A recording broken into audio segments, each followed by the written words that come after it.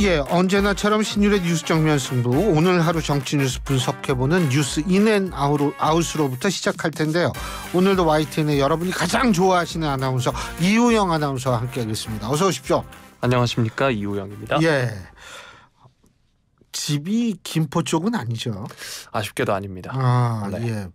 뭐 아쉬운 게 아니라 집이 서울이잖아요. 그런데 뭐 제가 만약에 김포에 집이 있었다면 이런 생각을 하게 되다 보니까. 그렇죠. 뭐 나이도 젊은데 뭐 벌써. 근데 제 주변에 이제 가정을 이루는 친구들이 그쪽으로 좀 많이 이사를 가더라고요. 지난 일요일에도 누구 결혼했다고 그러지 않았어요? 친구 중에? 네, 제 아나운서 동료가 맞아요. 결혼을 했습니다. 네. 그 남 결혼한 거 보면 기분이 어때요? 배가 아파요? 아니요, 뭐 배가 아프면 좀 이상하고 그냥 될 때가 돼서 가는구나. 네, 열심히 최선을 다해서 보내드렸습니다. 그래도 생각보다 삐뚤어지지 않았어요. 그럼요. 저는 고전 사람입니다. 네. 그렇구나. 네. 근데 어쨌든 뭐 요새 하도 이 말들이 많아가지고 김포 가지고 저도 사실 여기에 대해서 굉장히 생각을 많이 하게 됐는데 그 얘기는 좀 이따 하고 네. 우리가 시간이 아주 길기 때문에 더 즐겁게 대화를 해도 된다고 지금 우리 PD님께서 말씀하셨는데 뭘 그렇게 좋아해요? 네, 좀 편하다 보니까. 뉴욕 양키스 팬이에요? 아닙니다. 아니에요? 네. 근데 왜 그런 걸 입고 있어요? 그냥 디자인이 예뻐서. 디자인이 예뻐서. 네. 여러분 이런 게 전부 궁금하시죠? 그러면 어떻게 하면 되죠? YTN 라디오를 유튜브에서 관람하시면 됩니다. 그렇죠. 네. 유튜브 구독하시고서 유튜브를 구독하는 게 아니죠. 네. 예, 이렇게 나이가 좀 먹다 보면 말이 앞뒤가 이렇게 바뀝니다. 네. 어떻게 돼야 되죠? YTN 라디오를 유튜브에서 검색하셔서 좋아요와 구독 눌러주시면 되고요. 신율의 뉴스 정면 승부도 좋아요와 댓글 부탁드리겠습니다. 어제 우리 교수님께서 안경테를 바꿨다라고 얘기를 해주셨는데 혹시 제가 그 사이 달라진 건 모르시나요? 알죠. 뭘까요? 머리. 머리 딱히 뭐 안 했는데요. 아니 앞머리가 좀 많이 구부러졌는데 이게 장마 때 보면 완전히 딴 사람 같아요. 네. 저는 염색을 했습니다. 오늘. 염색. 네. 근데 뭐 사소한 변화를 알아채지 못하는 우리 앵커님께 실망했다는 말씀 공개적으로 말씀드리고요. 젊은 사람이 이왕이면 더 옅게 하지 뭘 그렇게 검은색 많이 나게 했어요. 이제 슬슬 슬슬. 네. 그래서 이제 금발까지 가게. 아니요, 그건 좀 어려울 것 같습니다. 예. 네. 금발도 한번 잘 어울릴 것 같은데. 네. 예. 자, 오늘 어떤 얘기부터 해볼까요? 자, 조금 전에 말씀해주신 김포 관련 이야기 한번 해보도록 하겠습니다. 국민의힘이 이른바 서울 확장론 이슈 선점에 열을 올리고 있습니다. 김포뿐만 아니라 서울 외곽 도시를 편입하는 이른바 메가 서울 조성 구상인데요. 국민의힘이 당장 서울시 김포구 구상을 실현하기 위해 발빠르게 움직이고 있다고 합니다. 김기현 대표가 김포 지역 여론을 공론화하고 이틀 만에 당 차원의 특별법 제정, 별도 추진 기구 구성 논의 등 각종 후속 조치가 쏟아지고 있는데요. 당의 싱크탱크인 여의도연구원은 일찌감치 수도권 전역을 대상으로 빅데이터, SNS 여론 분석에 착수한 것으로 알려졌습니다. 핵심 관계자에 따르면 김포 편입이 일종의 트리거가 될 거라 이렇게 이야기를 했고요. 도시 경쟁력이 곧 국가 경쟁력이라는 대전제 아래서 수도 서울의 위상을 높이고 인접 지역은 경기 남부 반도체 클러스터처럼 경쟁력을 특화하는 방향이 돼야 할 것이다 라고 말을 했습니다. 국민의힘은 이제 총선이 5개월여 다가왔는데 서울 확장 드라이브를 유지하겠다는 구상이라고 하고요. 이렇기 때문에 국민의힘 소속인 오세훈 서울시장, 김포시장의 회동, 그리고 김 대표와 원외 당협위원장들 간 만남 등도 당 안팎에서 여론몰이를 이어가겠다는 전략이라고 할 수 있습니다. 총선용 급조 정책이다 야당의 비판에 대해서는 지역 여론 수렴 논리를 맞서고 있고요. 윤재옥 원내대표가 오늘 기자들과 만나서 지역민의 요구 등이 전제다라고 이야기를 했습니다. 오신환 혁신위원이 오늘 SBS 라디오에 나왔는데 본인이 서울시 부시장을 할 때부터 김포시장과 이런 논의가 일부 있었다라고 했고요. 총선 대비라는 반응은 불필요한 논쟁이다라고 일축을 했습니다. 한편 당내 비주류인 이준석 전 대표가 오늘 CBS 라디오에 나왔는데 김포시민 수건 사업은 5호선과 9호선 연장인데 서울시로 편입이 되면 광역철도가 아닌 도시철도가 돼서 사업이 어려워진다. 국비로 해야 할 것을 시비로 전환해야 한다라면서 오세훈 시장 입장에선 황당할 것이다라고 주장을 하기도 했습니다. 자, 이번엔 더불어민주당 입장을 살펴볼 텐데요. 일단 민주당은 딜레마에 빠진 형국이라는 겁니다. 아직 당의 공식 입장을 정하지 않았는데 해당 구상이 선거를 겨냥한 뜬금없는 포퓰리즘 정책이라고 비판을 하면서도 물밑에선 수도권 여론 추이를 면밀히 살피는 분위기인데요. 일단 여당의 이슈몰이에 적극 호응하기에도 그렇고 섣불리 반대했다가는 자칫 편입 대상 지역을 중심으로 역풍이 불 수 있다는 점을 고려하지 않을 수 없기 때문입니다. 민주당이 일단 이 여당의 메가시티 서울 구상이 급조된 선거용 정책이라는 데 비판의 초점을 맞췄고요. 그러면서 홍익표 원내대표는 광역시도, 시군구, 읍면동 등 행정체계를 전면 개편하는 행정대개혁을 역제안하기도 했습니다. 박주민 원내수석 부대표의 경우에는 여당이 신중히 검토해서 말하고 있는 건지 의문점이 있다. 막 던지기만 하면 굉장히 아픈 상처들만 깊게 남길 수 있다라고 지적을 했고요. 민주당에서 이런 주장도 나왔습니다. 역술인 천공이 서울과 경기도를 통폐합한다는 주장을 펴왔다면서 날을 세웠는데요. 천공이 다시 나오는군요. 맞습니다. 박찬대 최고위원이 천공이 지난 8월 26일 해당 주장을 언급한 강연 영상을 재생하고 설마 했는데 또 천공이냐 목소리를 높였습니다. 신영대 의원의 경우에는 총선 전략마저 천공지령인지 의구심이 든다라고 이야기를 했고요. 한편 수도권 지역구 의원들은 여론을 살피는 분위기인데 특히 김포 지역구 의원들은 별다른 입장을 밝히고 있지 않은 상황입니다. 국민의힘 입장에선 더불어민주당이 장악하다시피 한 서울과 경기도의 서울 인접 지역에서 총선용 돌파구가 절실한 상황인데 이번 구상이 수도권 민심의 반전 카드가 될 것으로 기대하는 모습이고요. 민주당에선 홍익표 원내대표가 이 행정체계 대개혁을 여당의 역으로 제안한 상황입니다. 이 소식 뉴스인 부탁드리겠습니다. 일단은 행정체계 대개혁은 좀 시간이 걸릴 겁니다. 그리고 뭐 저도 어제 그 뉴스 제가 요새 전 부동산 없어요. 참고로. 그런데 어제 뉴스 보면서 어떤 분이 인터뷰를 할 때 이거 이거 총선 지나면 또 유야무야 되는 거 아니냐 이런 시민 인터뷰도 제가 봤거든요.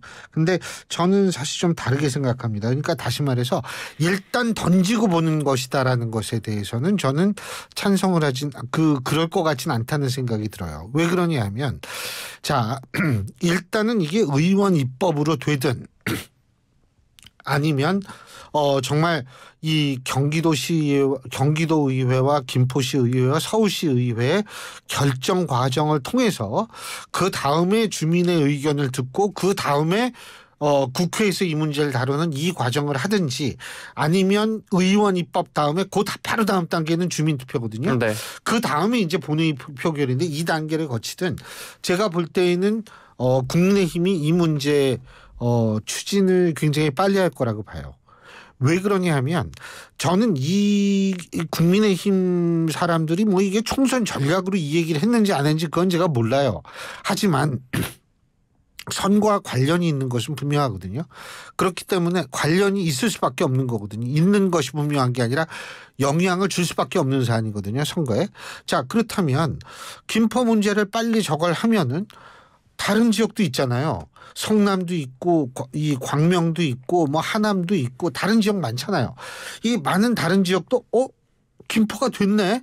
우리도 해야지 라는 여론이 발생할 수 있거든요. 그렇기 때문에 김포 문제를 저는 빠르게 진행시켜서 제가 볼 때에는 최소한 내년 초 정도까지는 이 문제를 매듭질 가능성도 배제할 수 없다.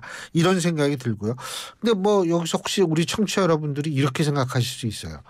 아니 그 민주당이 압도적인 입법 권력을 가지고 있는데 민주당이 반대하면 뭐 다 끝나는 거 아니야? 민주당이 많이 반대해도 국민의힘은 손해날 건 없어요. 선거를 생각한다면. 그렇기 때문에 제가 볼 땐 이래저래 민주당으로서는 지금 굉장히 좀 어려운 얘기고 이게 그래서 이제 그 고육지책으로 행정 대개혁을 얘기를 했는데 필요합니다. 홍익표 의원이 또 이 경제학자 출신이라서 사람이 뭐 그냥 허튼 소리 할 사람은 아니에요. 근데 이게 추상적이에요. 행정 대개혁이 뭐예요? 저야 잘 모르죠. 모르죠. 네. 우리 다 잘 몰라요. 네. 이게 추상적이면 안 돼요. 간단하잖아요. 김포가 서울 된다며 끝. 정치는 이래야 돼요. 정치는 설명하는 순간 만일 정치를 설명하면 그때는 행정이 돼버립니다. 그래서 정치는 항상 설명하면 안 돼요. 그냥 팍 얘기를 하면 그걸로 딱 우리가 알아들을 수 있어야 되거든요. 그런 의미에서. 그리고 두 번째는 뭐냐면 사실은 이슈를 선점을 하기는 했어요. 국민의힘이. 총선을 앞둔 시점에서. 그 얘기는 무슨 얘기냐면 지금 블랙홀처럼 이게 쫙 빨아 들어갈 겁니다. 이게요. 어떤 기자가 아까 저한테 이제 멘트 따려고 전화를 했는데 이게 총선 때까지 갈까요? 일반 이슈는 가지 않습니다. 우리나라 이슈의 생명력은 2주에서 3주예요. 그런데 이거는 좀 달라요. 왜 그러냐 하면 추진을 하면 계속 이슈가 될 거 아니에요. 예? 그 과정이. 그렇기 때문에 이 문제는 좀 달라요. 그렇기 때문에 이거는 총선에 상당히 중요한 이슈로 등장할 수 있고 바로 그걸 국민의힘이 던졌기 때문에 그게 블랙홀처럼 빨아들일 것이다. 하지만 단점 요즘 국민의힘이 불안한 점도 있죠. 왜 그러냐 하면 되는 쪽과 되고 싶은데 못하는 쪽이 있을 때 그 경기도의 다른 지역은 박탈감, 상대적 박탈감을 느낄 수가 있기 때문에 그 지역을 어떻게 할 것인가 이런 부분은 국민의힘이 굉장히 고민해야 되는 부분일 겁니다. 네. 자, 다음 소식 살펴보겠습니다. 어제 있었던 윤석열 대통령의 시정연설 그리고 사전 환담에서의 이재명 대표와의 만남이 관심을 모았었는데요. 오늘은 시정연설에 대한 이재명 대표의 반응 살펴보도록 하겠습니다. 더불어민주당 이재명 대표가 대통령의 국회 시정연설에 대해 국정기조 전환은 없었고 변명에다가 그리고 우리가 요구한 전환은 없었다라고 비판을 했습니다. 대통령께서 국민이 옳다라고 말씀하셨기 때문에 어제 시정연설에 대해선 기대가 상당히 많았는데 매우 실망스러웠다라고 이야기를 했는데요. 재정 건전성에 대한 집착만 더 강해진 것 같다라고 얘기했고요. 민생 위기에 대한 실질적인 대책 없이 R&D 예산 삭감에 대해 합리적 설명보다는 무책임한 변명만 한 것 같다라고 지적을 했습니다.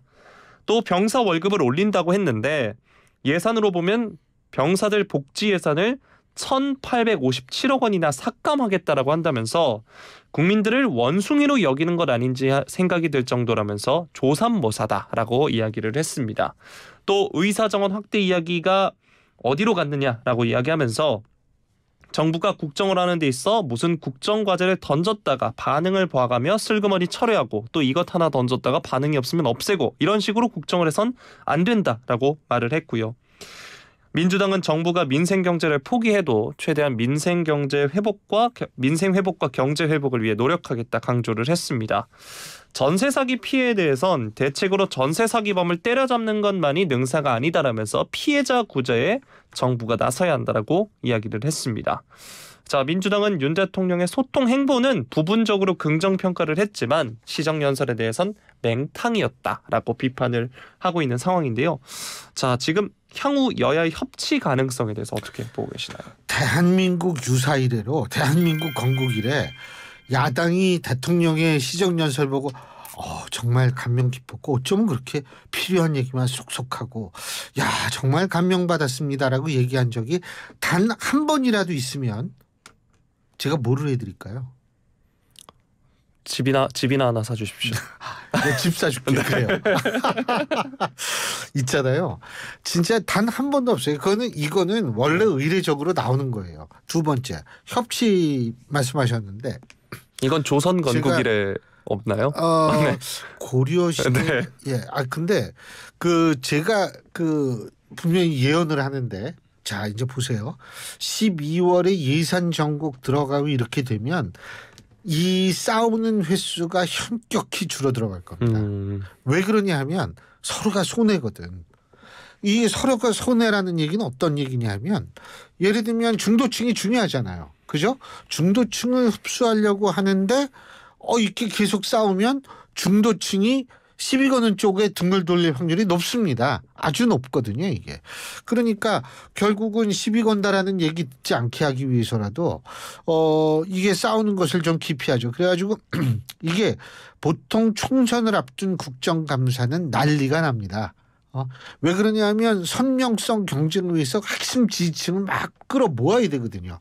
그러니까 난리가 났다가 갑자기 이 소위 말해서 긴장감이 뚝 떨어져요. 중도층을 흡수해야 되니까.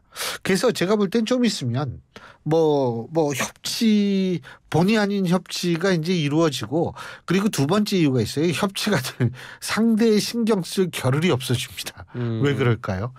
이게요, 공천 때는요, 이 잡음 없는 공천이 없어요. 문제는 공천 잡음이 파국으로 이어지느냐 마느냐가 중요한 거지, 이 공천은 항상 갈등이 있게 마련입니다. 그렇기 때문에 내부에 신경을 써야지, 지금 외부에 뭐 어떻게 할 신경 쓸 겨를이 없어요. 그러니까 또 뭐 상대의 신경 안 쓰니 못 쓰니까 뭐 시비 걸 일도 없고, 그러니까 뭐 그냥 협치 아닌 협치 비슷한 모습을 보이는 거죠. 그래서 제가 볼 때는 뭐 지금 이거는 너무 당연한 반응이고, 그리고 두 번째는 협치, 글쎄 협치. 사실은 제가 한 가지만 더 말씀드리자면, 원래 협치라고 얘기를 할 때 영어로 거버넌스거든요. 네. 근데 거버넌스라는 협치, 그 거버넌스로서의 협치의 개념은 이거랑 완전히 달라요. 우리는 여야 협치를 뭐 얘기하잖아요. 협치하면은. 거버넌스는 뭐냐면 국가가 작아지기 때문에 정부와 시민사회와 기업과 뭐 이런 것들이 전부 협동적으로 정말 협동해서 국가를 운영해 나간다. 이게 거버넌스거든요. 간단히 얘기하면. 원래 협치의 본래 개념은 이건데, 우리나라에서 그냥 협치하면 뭐예요? 그러니까 뭐 여야가 그냥 잘 가는 거, 이런 거죠. 그래서 이 협치의 개념은 사실 좀 잘못 쓰이고 있고, 퍼퓰리즘 개념도 잘못 쓰이고 있는 거예요. 제가 요번 학기에 강의하는 과목 중에 하나가 퍼퓰리즘이에요. 퍼퓰리즘을 한 학기 동안 강의해요. 퍼퓰리즘은 그 정도로 간단한 문제가 아닙니다. 이건 폴리티컬 스타일, 정치의 양식이, 정치적 양식이거든요. 이상이었습니다. 감사합니다, 교수님. 예. 네. 자, 다음 소식 살펴보겠습니다. 민주당의 총선 기획단 관련 소식인데요.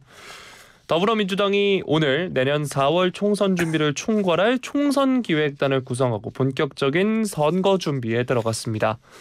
권칠승 수석 대변인이 국회에서 열린 최고위원 회의가 끝난 뒤에 당 지도부가 조정식 사무총장을 단장으로 하는 13명의 총선기획단 구성을 의결했다라고 전했는데요. 면면을 살펴보면 정태호 민주연구원장, 김성주 정책위 수석 부의장, 한병도 전략기획위원장, 김병기 수석 사무부총장, 이재정 전국여성위원장, 전용기 전국청년위원장, 비례대표 신현영 의원 등 현역 의원이 포함이 됐고요.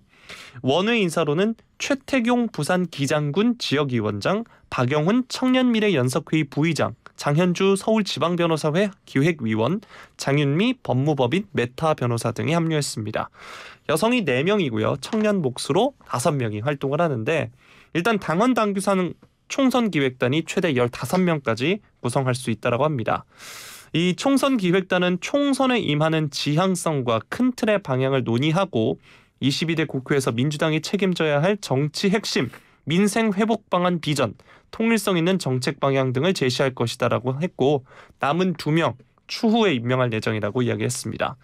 자, 그런 가운데 이 구성을 놓고 당의 분란 관련 이야기가 나오고 있는데, 이 명단을 두고 비주류를 중심으로 사실상 친명계 일색이다, 이런 지적이 나오는 겁니다.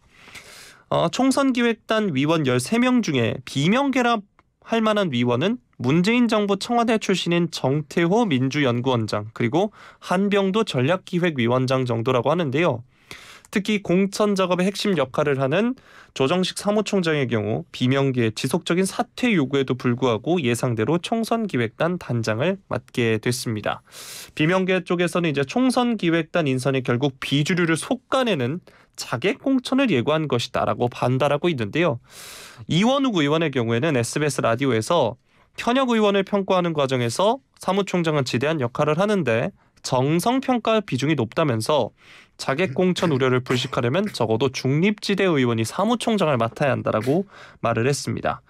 일단 당 지도부는 이 같은 우려는 근거 없다라고 비판을 한 상황이고요. 실제로 권수석 대변인을 향해서 이제 친명계 인사가 너무 많은 것 아니냐, 이런 질문이 있었는데, 기본적으로 관련 업무를 하는 위원이 상당수 들어가 있다라고 답을 했습니다. 자, 이런 와중에 이 당내 경선에서 후보자 경력을 표기하는 문제에 관련해서 이야기가 나왔는데요. 경선 단계에서 후보자 경력을 표기할 때 이 대표의 이름이 포함된 명칭의 사용을 불허할 것으로 지금 알려지고 있습니다. 민주당이 4년 전 총선에서도 후보 경력에 김대중, 노무현, 문재인 전 대통령의 이름을 넣지 못하게 했는데요. 이 이름 사용에 따른 프리미엄을 인정하지 않고 후보 간 역량을 비교하게 해서 공정한 경쟁이 되도록 하겠다는 취지라고 합니다. 자, 민주당의 총선기획단 출범했습니다. 비명계 반발에도 불구하고 친명계 조정식 사무총장이 단장으로 임명이 됐고요. 총선기획단에서부터 나오는 친명, 비명 간 갈등 어떻게 보시나요? 일단은 이원욱 의원의 말을 잘 우리가 주목할 필요가 있어요. 이원욱 의원이 총선기획단장을 바꾸라는 얘기가 아니라 사무총장을 바꾸라는 얘기가 아니에요.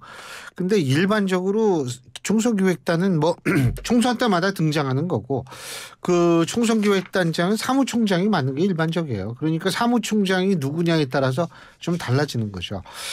그런데 뭐 친명이다 비명이다 이런 걸 떠나서 조정식 사무총장은 또 상당히 합리적인 인물로 많이 알려져 있거든요. 그렇기 때문에 친명 비명을 떠나가지고 뭐 조정식 사무총장 개인을 본다면 상당히 훌륭한 면모를 가진 정치인이라고 평가할 수 있는 부분이 분명히 있다. 이 점은 제가 말씀을 드리고요. 총선 기획단이 뭐 공천까지 하는 건 아니거든요. 나중에 공심위를 또 만드니까. 그런데 이 이름을 뺀다, 이름을 못 쓰게 한다. 이 부분은 제가 좀 생각을 하는 게 이게 그렇게 큰 의미가 있을까라는 생각을 그냥 개인적으로 하거든요. 왜 그러냐면 당원 50%, 여론조사 50%인데 당원 50%가 중요한데 이 당원들은 이름이 들어가 있든 안 들어가 있든 이 사람이 친명이다 아니다를 금방 알죠. 네. 그렇기 때문에 이름을 못 쓰게 한다라는 것은 큰 의미를 둘 수가 없다. 그렇기 때문에 제가 볼 때는 비명들이 누가 사무총장이 되든 누가 총선기획단장이 되든 누가 공심위원장이 되든 간에 실제로 상당히 여러 가지에서 불이익을 받을 가능성이 높다라고 생각할 수밖에 없는 환경이라는 것은 맞습니다. 네. 자, 마지막 소식 살펴보겠습니다. 국민의힘 혁신위 관련 소식인데요. 이뇨한 위원장의 통합행보 살펴보겠습니다. 어제 유승민 전 의원과 비공개 회동을 나눴다라고 하고요. 긍정적인 만남이었다라고 평가를 했고요. 또 이준석 전 대표 홍 시장에 대해서 이 위원장은 몸을 바짝 낮췄습니다. 이 전 대표를 향해서는 가르쳐달라라고 호소를 하기도 했고 홍 시장이 이 대사면이라는 표현이 부적절하다는 지적을 한 것에 대해서 겸허히 받아들인다라고 이야기를 했습니다.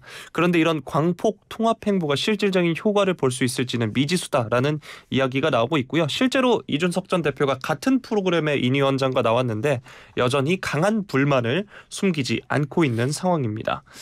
자, 국민의힘 이뇨한 혁신위가 띄운 비윤 통합 행보 어떻게 보고 계신가요?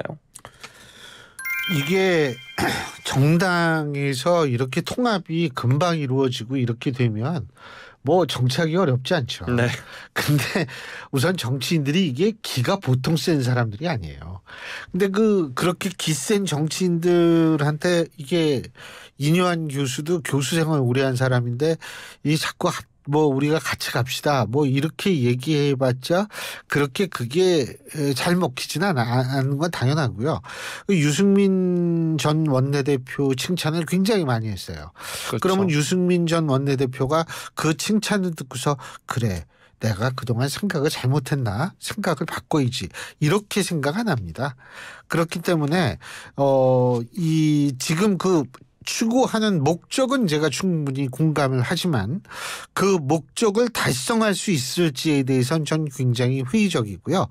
그리고 설령 예를 들면 사면이 틀렸다. 그러니까 소위 말하는 징계 취소 이렇게 한다. 이렇게 할 수 있을까요? 정당이 조직은 그렇게 쉽게 움직이는 게 아닙니다. 조직이 자신들의 행위를 사실 우리가 그때 잘못했네. 우리 취소할게요. 이런 경우는 잘못이 명백하게 드러나지 않는 이상은 하지 않습니다. 그렇죠. 그렇기 때문에 제가 볼 때에는 글쎄요. 뭐 얘기는 공감한다고 하지만 사면이라는 단어는 계속 쓸 거고 그렇게 되면 나머지 홍준표 시장이라든지 유승민 전 원내대표라든지 이준석 전 대표 같은 분들이 그런 의도에 호응을 할까요?